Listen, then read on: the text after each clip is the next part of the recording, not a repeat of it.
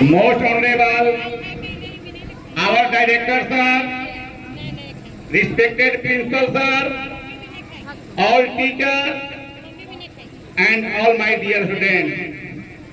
Have a nice good morning to all of you and happy teacher day to everyone. प्यारे बच्चों, मैं अपनी संक्षिप्त भाषण की शुरुआत कुछ पंक्तियों के माध्यम से प्रस्तुत कर रहा हूं। यह तन पिसकी लेवरी गुरु अमृत की खान, शीश दिए गुरु मिले तो भी सस्ता जान। एक कवि लिखे हैं कि सात संबंध की मसी करो, लेखन सब बन रहा, धरती सब कागज करो, गुरु गुण लिखा न जाए। प्यारे बच्चों, आज बड़ी खुशी की बात है कि मुझे अपने विद्यालय के सुनहरे रंगमंच के माध्यम से ये शिक्षक दिवस के शुभ अवसर पर कुछ बोलने का सौभाग्य प्राप्त हुआ है। जैसा कि आप सभी जानते हैं कि सर्वपल्ली राधाकृष्णन एक महान लेखक, तात्विक प्रवक्ता एवं कुशल कवि लेखक थे, जिन्होंने ज्ञान की ओर रोशनी जलाई। इसे भारत ही नहीं बल्कि पूरा विश्व प्रकाशमान हुआ और ऐसे भारत माँ के सबूत पर हम सभी भारतीयों को गर्व है। इनका जन्म 1888 ईस्वी में चेन्नई के एक छोटे से गांव में एक निर्धन ब्राह्मण परिवार में हुआ था। ये बचपन से ही कुशाग्र बुद्धि के थे। ये जब पढ़ने जाते थे, इनकी पढ़ाई को देख करके, इनके स्मरण शक्ति को देख करके सभी शिक्षक दंग रह जाते थे। आगे चल करके ये जब ऊपर की कक्षाओं में गए, प्राय सभी कक्षाओं में ये प्रथम स्थान प्राप्त करते थे। बहुत सारे छात्र इनकी इस बुद्धिमत्ता से काफी जलन करते थे, ईर्ष्या करते थे और इनकी परिस्थिति के बारे में जानते थे। कहते थे कि राधा कृष्णन, तुम लाख पढ़ लो, लाख तुम पढ़ने में तेज हो, लेकिन तुम हमारी बराबरी नहीं कर सकते हो। तो राधा कृष्ण ने जवाब दिया कि मैं जानता हूँ कि तुम लोग सोने का चम्मच लेकर पैदा हुए हो, तुम लोग सोने का चम्मच पैदा लेकर हुए हो और मैं लकड़ी का चम्मच लेकर पैदा हुआ हूँ। लेकिन अब देखना है कि तुम सोने के चम्मच से क्या ग्रहण करते हो और मैं लकड़ी की चम्मच से क्या ग्रहण करता हूँ। प्यारे बच्चों, ये अपनी जीवन की शुरुआत एक शिक्षक के रूप में किए।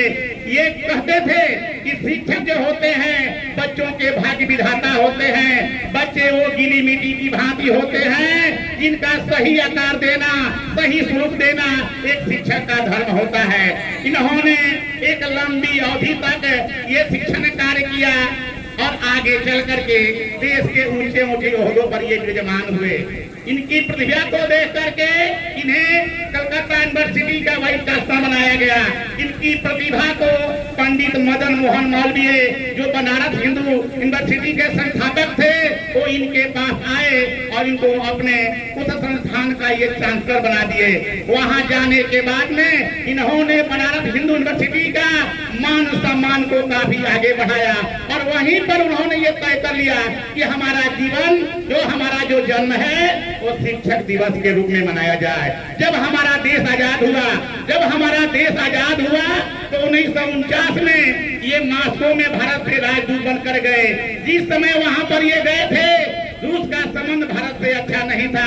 वहां का तत्कालीन प्रधानमंत्री स्टालिन जो था, भारतीयों से काफी द्वेष ईर्ष्या रखता था। लेकिन इनके कुशल व्यवहार, आदरणीय आचरण ने उनको अपना मित्र बना दिया और जब 1952 में जब वहां से इनकी विदाई हो रही थी, इनका कार्यकाल समाप्त हो रहा था, तो उन्होंने इनके प्रस्थान में एक प्रीत भोज का आयोजन किया और कहा कि आप हमें अनाथ बनाकर जा रहे हैं, मैं ये जुदाई सहन नहीं कर सकूंगा।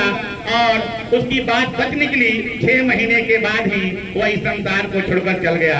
आने के बाद ये भारत के प्रथम उपराष्ट्रपति बने और उन्हें भारत के द्वितीय उपराष्ट्रपति बनने का अवसर प्रदान हुआ। इन्होंने अपने कार्यकाल में संसद के दोनों सदनों, लोकसभा और राज्यसभा के बीच सामंजस्य स्थापित करके चला। ताकि काफी हमारा देश आगे बढ़े। और ऐसा हुआ ही, इनके कार्यकाल में हमारा देश उन्नति के चरम शिखर पर पहुंच गया।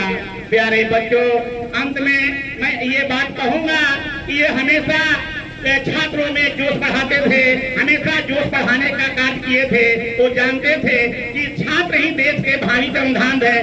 कल देश का जो दायित्व है, बोझ है, छात्रों के कंधे पर आएगा। अतः छात्रों के सर्वांगीण विकास के लिए पूरा योगदान देते थे। अंत में मैं अपनी बात को समाप्त कर रहा हूँ, क्योंकि बहुत सारे हमारे बच्चों द्वारा प्रस्तुतियां होने वाली है। अतः मैं अपनी बात को समाप्त कर रहा हूँ। मैं अपने विद्यालय के सभी छात्र छात्राओं से मैं अनुरोध करूंगा कि मन लगाकर पढ़िए, अनुशासन में रहिए और अपने परिवार, अपने गांव, घर एवं विद्यालय का नाम रोशन कीजिए। इन्हीं शब्दों के साथ मैं अपनी वाणी को विराम दे रहा हूं। लेकिन विराम देने से पूर्व मैं अपने सभी छात्र छात्राओं से एक बात कहूंगा, अपने विद्यालय के सभी छात्र छात्राओं से एक बात कहूंगा कि जब टूटने लगे हौसले, जब टूटने लगे हौसले, तो बस ये याद रखना, बिना मेहनत के हासिल तख्त ताज नहीं होते। ढूंढ ही लेते हैं अंधेरों में मंजिल अपनी, जुगनों कभी रोशनी के मोहताज नहीं होते। धन्यवाद।